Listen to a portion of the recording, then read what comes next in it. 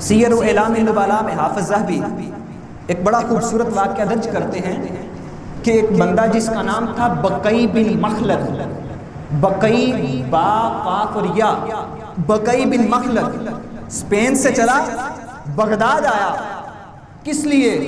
صرف اور صرف پاک پیغمبر علیہ الصلوۃ والتسلیم کی احادیث کی تعلیم حاصل کرنے کے لیے بغداد آیا۔ کس کے لیے؟ امام احمد بن حنبل رحمۃ اللہ علیہ ان سے دین کی تعلیم سیکھنے کے لیے۔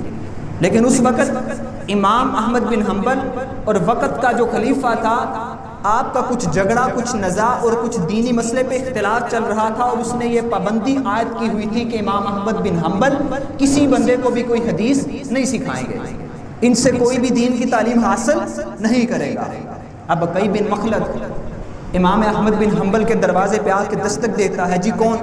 کہا جی بقی بن مخلد، کس لیے آئے ہو؟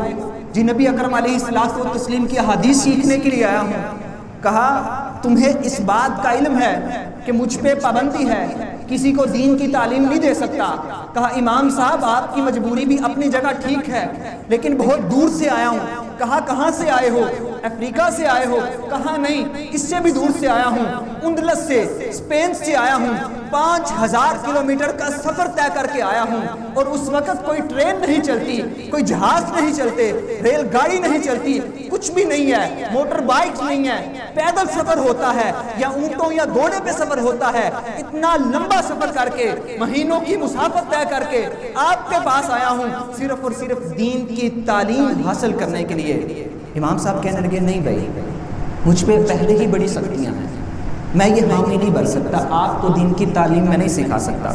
کہا امام صاحب میں نے اتنا لمبا سفر جب طے کیا تو دل میں صرف ایک ہی سوچ فکر تھی، ایک ہی تڑپ تھی، ایک ہی جذبہ تھا کہ یہ سفر کر رہا ہوں تو پاک پیغمبر جناب محمد عربی صلی اللہ علیہ وسلم کی احادیث سیکھ کے آؤں گا۔